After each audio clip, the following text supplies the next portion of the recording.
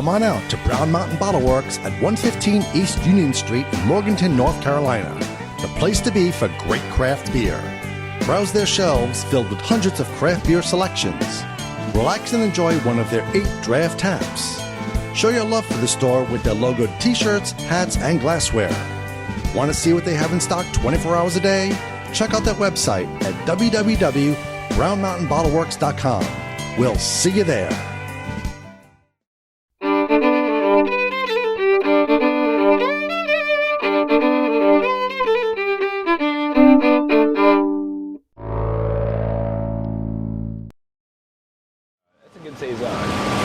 Hi everyone, Dave's behind the camera. We're the NC Beer guys and we want to welcome you to another episode of the NC Beer Buzz. We found our way down to Fayetteville today, a brand new brewery. We're anxious to get talking to these guys about what they're doing at Dirtbag Ales. We're out on Legion Road, which is like west of Fayetteville, southwest. What are we kind of Southwest, in between Fayetteville and Hope Mills. Okay, and it's actually a Hope Mills address. It is a Hope Mills address, but it's everybody still, knows it as Fayetteville and it's right. We're Fayetteville's brewery, we're Hope Mills brewery. Whatever. So we have 2 of the co-owners with us, and then the boss, manager, the woman who does everything here, Malie, Tito Simmons, the brewer and co-manager, owner, founder, and Eric Wilton. There's another third partner, Jerry, who's out. Jerry Hall. He's actually out working today and earning his keep. Thanks for having us down. It's great to be here. Yep. Thank you. Thanks so much. Thank you for coming out. Thanks for joining us on camera. Thanks. You like that picture considerably. Thank you. A lot more likes this way. So how did Dirtbags come to be? Where was the vision? So I started off home brewing, and then it was time to get out of the military, and we kind of kicked around the idea of starting these a guys brewery. already? Yes. So I met Eric, and I met a friend of ours. We'd all met while we were in the military working in the emergency room. Mm-hmm. And then August of 2013, it was like, are you gonna re-enlist or are you gonna get out of the military? I was like, I'm done. Right. And it was like, Jerry Hall. Oh, there he is right there. There's the man.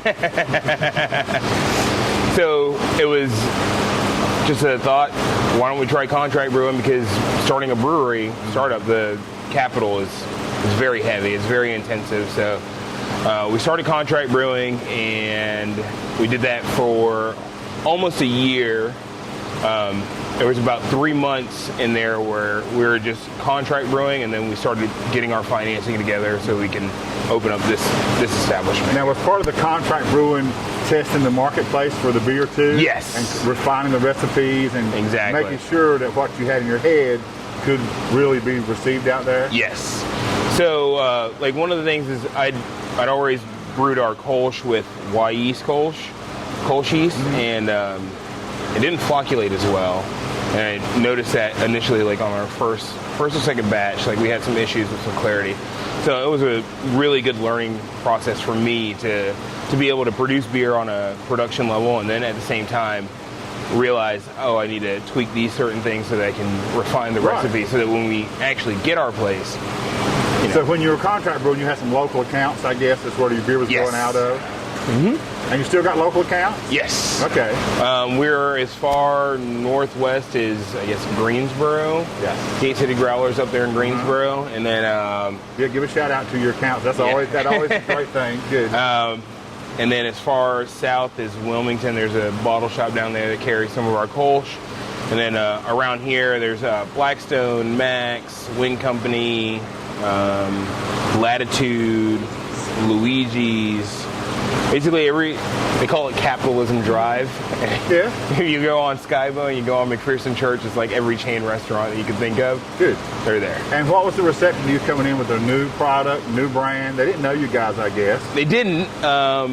Initially, it was a little tough to break into. Because tap space is hard. Yeah. It is. It is very hard. And then we weren't with a distributor then. So, we're unvetted and we're going into a new space, a new market, and they are like, listen, I'd love to bring your beer on. I like it, but I have to go through a regional or a state manager in order to get approval just to put your one product online or on tap. So eventually, though, in about March of 2014, we signed with Healy Wholesale. It's a local distributor. They carry us in about 10 counties, and they've done really well for us. They've gotten us into those chain restaurants, which is really big here in Fayetteville.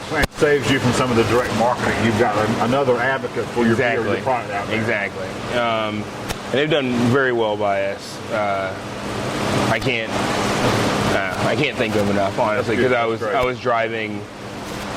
Yeah, you were it. I mean, you were brewing and selling. I mean, that's brewing, selling. That's the two biggies. Yeah, you can't do it all. Yeah. So it's been a good transition. I feel like we're finally getting to the place where it's all gonna work itself out. And now we have the tap room open in the brewery. So now we can have people come in the door. Yes. See the brewery and drink beer at the bar. Yep. Now, what are the flagships? You got some things you always have, or is it always rotating, or how do you do? A little bit of both. A little bit of both, yeah. So we're going to try and keep our blood orange Kolsch, our porter, our IPA, and then the pale ale on tap, and then recently. And are those the things that go across? That's what you're known for mostly locally. Right. Yeah. Especially the Kolsch, porter, and IPA and pale ale. But then we've also done a summer series as well that is different infusions, basically tailored to order. Great, good. And then you do one-offs. Specialties. So like the porter, Seasonal. just made up for you. It's got cold brewed coffee, and that little guy down there has got locally roasted coffee beans from Cumberland Roasters on Hope Mills Road. So we're gonna infuse that into the porter as well, and keeping it local when you can. That's always great. That's good.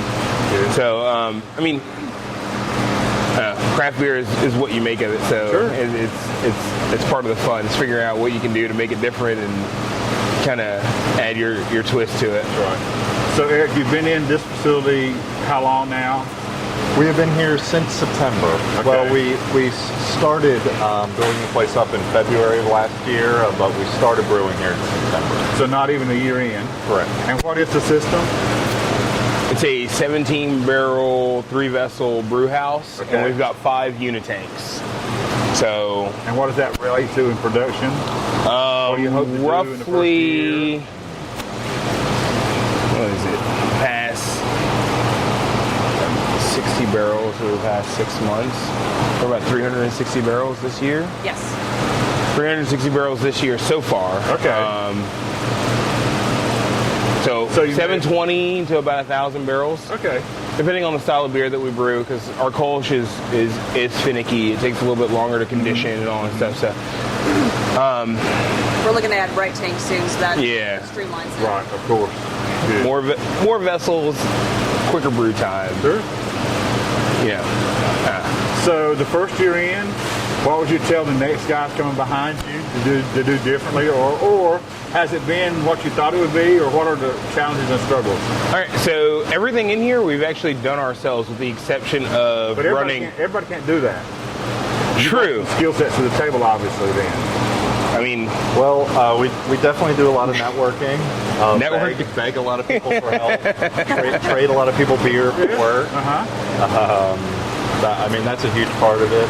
If you're kind of like us and trying to start small and do a crawl, walk, run thing, and not just start out huge with everything paid for, it's basically just trade people that know what they're doing, work for beer. Right. And we've gotten just a ton of help from everybody, and part of that, of course, is focusing on the local market and staying loyal to them.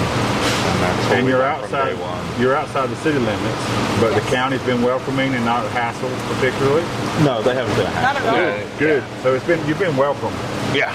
Great.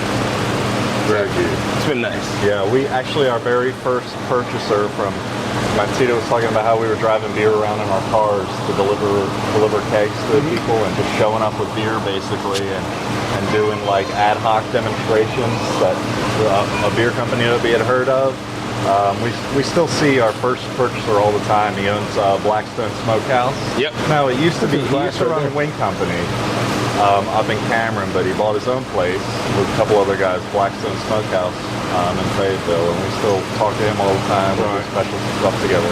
He's a good partner to have then. Yeah, absolutely. He's awesome. Yeah.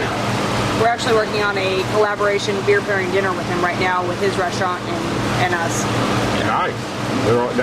Food and beer pairings is such a common thing. Yeah. And you're having an event tonight, I think, and you have events here locally, so you're also making yourself a part of the community. Yep. Yeah. Making your facility available when you can. That's been back. part of our thing since the beginning. Like, as soon as we started, we were, there's people like, hey, you guys are new, you're local, can we do this? Like, unfortunately, like at the time, we probably weren't able to, but we still managed to do it, and we still managed to keep up with everything. So now it's fun to sit back and like, tonight we're hosting Sustainable Sandhills for a pop-up dinner, which is basically, she sells tickets. It's a pop-up dinner party. Right. We're expecting about 80 people. They don't get the actual location until about noon today. And they'll just show up. They don't know where they're eating. They don't know what they're eating. You're right. And they don't know what they're drinking. So, but it's all about local. It's local. Being within local. 80 miles of Fayetteville. Everything is sourced. Good. So where are we headed? What's the future? What is the, let's say, the 5-year vision? Do we want to be, who do we want to be? And what's the model? I want a lot larger brew house, a lot more production space. You want Dirtbag Ale all over the state? Or I want stay state, regional? I want regional. Okay. So obviously maybe a even East Coast. Some packaging of some kind.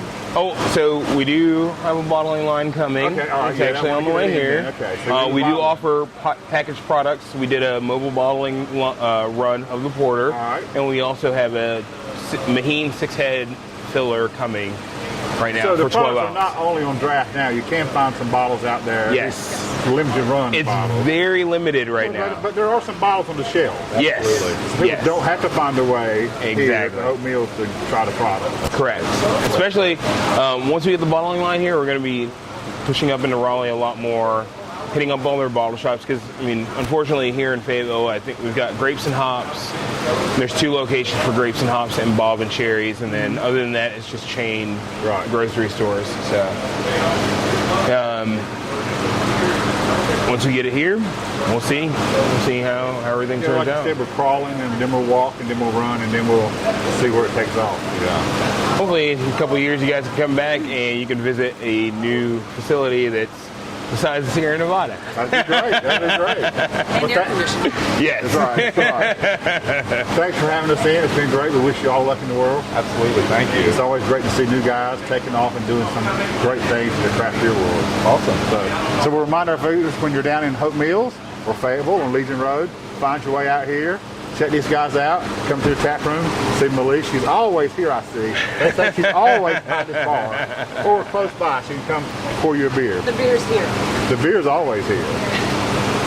Until next time, this is Dave and Glenn, the NC Beer Guys, welcoming you to another episode of NC Beer Buzz and reminding you to drink local and keep your beer dollars in North Carolina.